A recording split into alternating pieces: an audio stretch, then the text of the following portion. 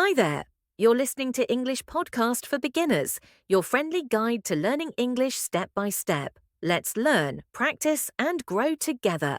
Welcome back to the deep dive. So today we're tackling something really specific. It's that feeling. I think a lot of you listening will know it well. You understand English perfectly. Maybe you read conflict stuff, watch movies, no problem. But then you try to speak and nothing. Your mind just, well, it freezes up. You know the words are in there somewhere, but they just won't come out. Oh, absolutely. That feeling. Perfect understanding, but total hesitation when you need to talk. It's incredibly common. And listen, it doesn't mean you failed. Not at all. It just means part of the learning process isn't quite there yet. So our mission today, based on the material you sent over, is really dig into why. Why does this gap exist between listening and reading your receptive skills and actually speaking? And more importantly, we want to pull out a clear, doable plan, something consistent you can actually use to bridge that gap. Right. And the first big takeaway, which I think is kind of reassuring, is this. If this sounds like you're actually doing great in one area. Your understanding, your receptive skills, they're strong. You've put in the work, absorbing vocabulary, figuring out grammar. But the sources really hammer this home. Speaking isn't just knowing stuff. It's a skill you have to do. So if you're struggling, it mostly just means that production side of your language brain hasn't had enough practice yet. Exactly. We often talk about this as the production gap. And it comes down to how your brain handles language coming in versus language going out. It's quite different. See, when you listen or read, your brain is mostly doing recognition work.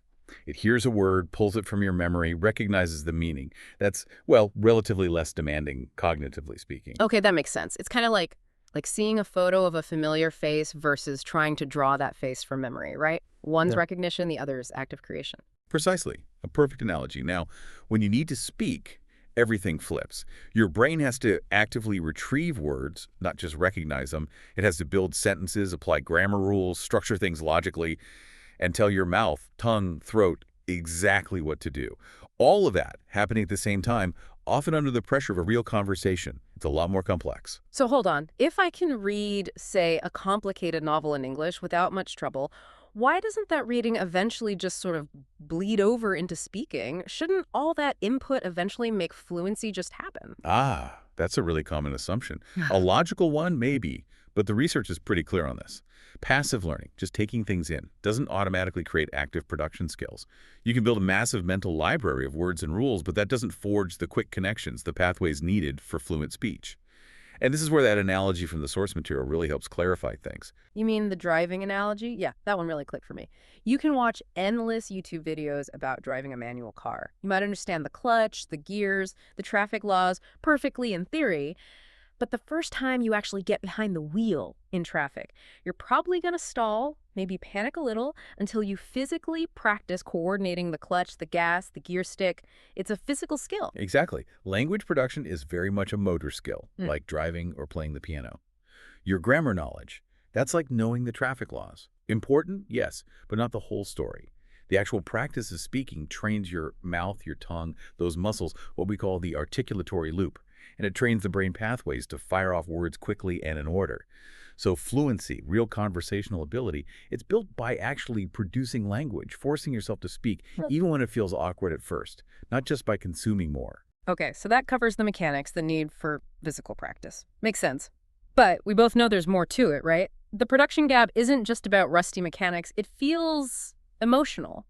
When you ask learners why they hesitate, it's often not, I don't know the word. It's more like, I'm afraid I'll sound silly or I'll make mistakes. Yes, and that brings us squarely to the second huge factor here, the psychological hurdle, fear.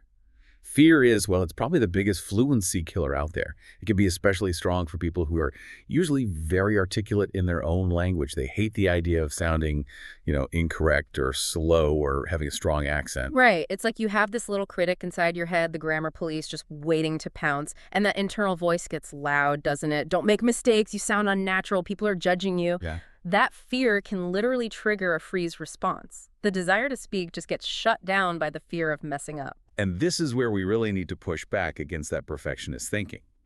The sources are quite strong on this point, aiming for perfect English.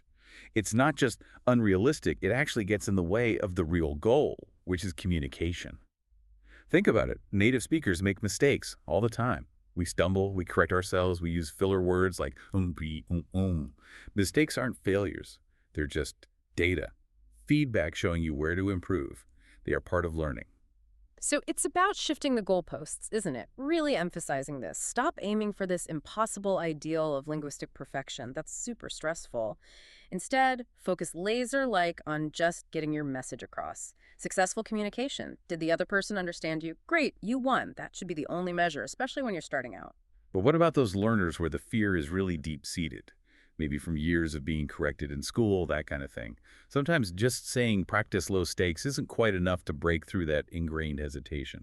Do the sources offer anything for that deeper resistance? They do, and it hinges on a really crucial mindset shift, something you have to consciously realize. You simply cannot wait until you feel confident to start speaking. It doesn't work that way. It's like waiting to be rich before you start saving. The truth, the core insight here is, confidence doesn't come before speaking. Confidence is the result of speaking. Every time you manage to say something, even if it's simple, even if it's imperfect, it's proof. Proof to your brain that you can do it. And that small success makes you slightly less afraid the next time. It's a positive feedback loop, a confidence cycle, but you have to be the one to kickstart it. That's absolutely key. You have to intentionally, deliberately kind of numb that fear response by just doing the thing you're afraid of speaking, but maybe in safer ways first. Okay, so if the answer is consistent practice producing language, we need to get really practical now. We can't just say, go practice. What does that actually look like?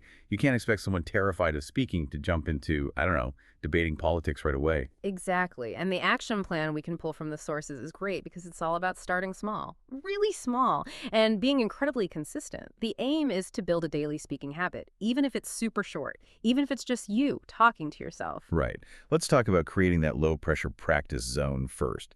Forget finding a language partner right now, maybe.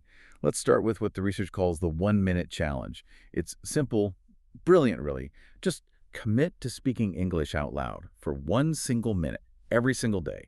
No excuses. Yeah, and let's list some specific things you can do in that minute because the how really matters here.